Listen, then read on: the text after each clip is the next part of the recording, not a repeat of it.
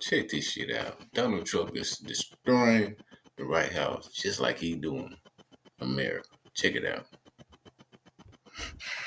I hate to say this, but you are looking at a live picture of something that's actually happening. The destruction of the East Wing of the White House. Demolition taking place right now at the White House on Donald Trump's orders to make space for Donald Trump's 90,000 square foot ballroom. That number doesn't even make sense if you're a human living on Earth 1, but it is bigger than everything that is on the complex now, almost twice as big.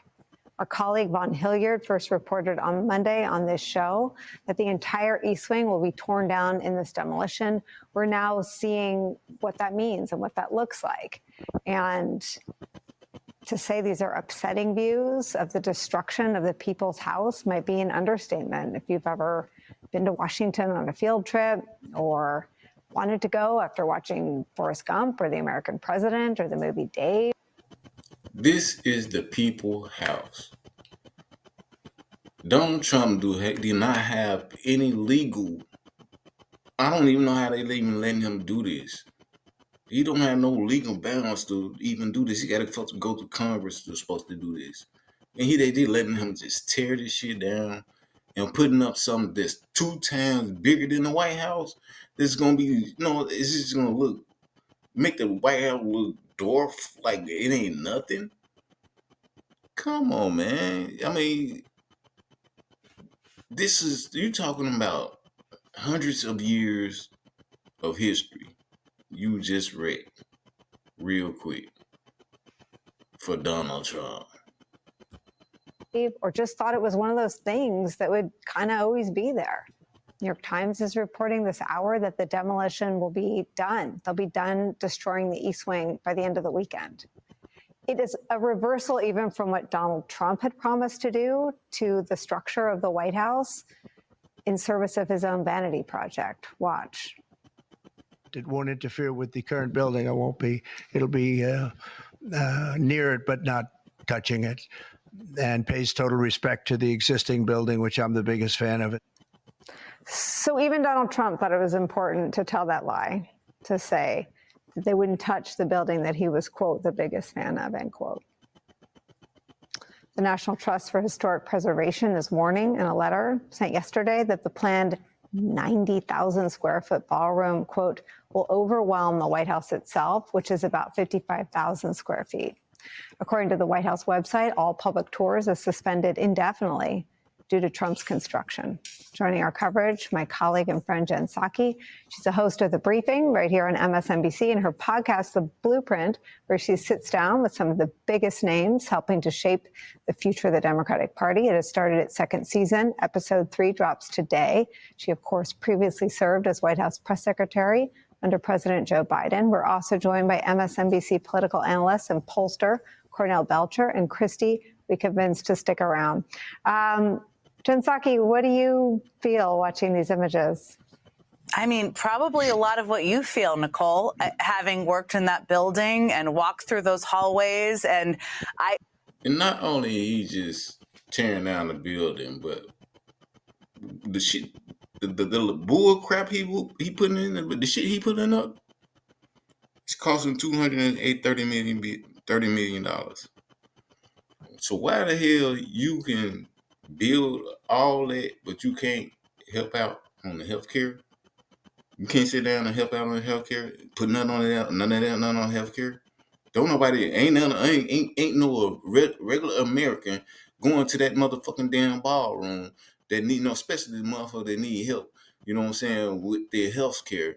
They ain't going to that damn ugly ass damn ballroom. They need help with their fucking healthcare. That's what you can do with that. But instead, you want to build that. You want to give $200 million to our, no, 20 million, 220 trillion, $20 trillion to Argentina, something like that. And we got people out here trying to pay their damn health care. What is this dude serious? I've been thinking about that kind of cobblestone hallway you walk down if you were going on a tour of the East Wing, which is what most people do if they've been to the White House, where the walls are covered with pictures of past presidents and their families and moments in history. And there's a throwbackness to the hallway, which is what the beauty of it is, right? And you can see out to the garden that often the First Lady sits in. You can see out to the White House lawn. And the beauty of the White House is the historic nature of it, right? It is the fact that so many people who have been leading the country and families who have been supporting them and leading the country have lived there and walked those halls, as have leaders. So seeing these photos is honestly a tremendous gut punch. It makes me so sad for the people who won't be able to see it, who haven't seen it. And it's just, to me, it's kind of one of the most physically destructive things that Trump has done, obviously. Cornell, what are your thoughts? You know, it's devastating, and because it's such a sacred place for us, and it's a people's house. And I remember going there even as an intern, you know, show how old I am, and dropping off data for then Bill Clinton, who would go to Bill Clinton. I was so excited to be there and think of the history that is there. And they're going to tear this down to build a monumental ballroom. You know, Nicole, in so many ways, it's symbolic of, you know, the destruction of norms and the trampling of the people's house to put up a monumental ballroom that is really about one man's vanity. I think I can't escape the symbolism and the sadness for America. Yeah, I mean, Jen, I think I want to try to root this in Donald Trump's own betrayal of Donald Trump's own supporters, because Donald Trump is never speaking to the whole country. He told us at Charlie Kirk's memorial service that he thinks his political opponents, he hates them, was his word. Mm-hmm. So he's only ever speaking to his own people. And he promised his own people he wouldn't touch the original White House because he said, again, quote, "I'm the biggest fan of it." Why lie and why forbid people at Treasury from taking pictures if you're actually proud of the destruction of the East Wing? Because he thinks people will follow him. And because it's, as Cornell just said, a vanity project. I mean, look at what he's done to the Oval Office.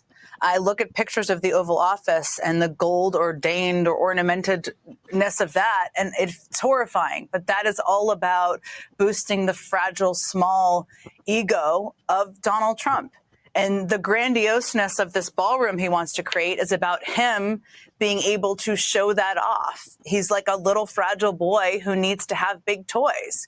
So why did he lie to his supporters? I think he's lied to his supporters, as you know, as you've covered. And this is another thing.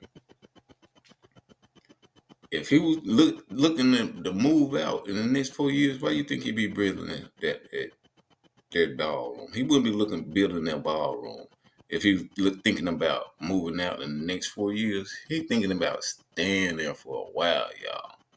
Him and his family or whatever. But you know what I'm saying? He ain't looking to move out the damn White House no time soon. I'm telling you that now. Hey, while I'm thinking about it, hit that like, subscribe, and all that old good stuff. Trying to grow the channel. You know what I'm saying? We get better later, you know what I'm saying? Gotta get the subscribes up, and we can get, you know what I'm saying, get likes up, and we get this channel going like we want it to go. But here we go, y'all. Covered as I've covered before. It doesn't matter because he assumes they're going to follow him, and he just needs to pat his ego to that. To him, it's more important than staying true to his word. Cornell, there's also the matter of how this is paid for. He took corporate donations. So all those corporations, I should disclose, they include our parent company, Comcast, are party to the destruction of the East Wing of the White House. And again, you can't escape the symbolism of again, this not being about the people and the people's house, right? It is corporations, big, large, powerful corporations piling in, and for a vanity project for one man. Not improving any improvement or anything that's about the American people. And by the way, at a time when, there's a story in the Virginia Pilot today, about how federal workers, where, a lot of federal workers are in Virginia, are now lining up for unemployment because these families are struggling because the government is shut down and prices are soaring. And we're spending over $200 million on a vanity project and tearing down parts of the people's house. I think the symbolism is just overwhelming.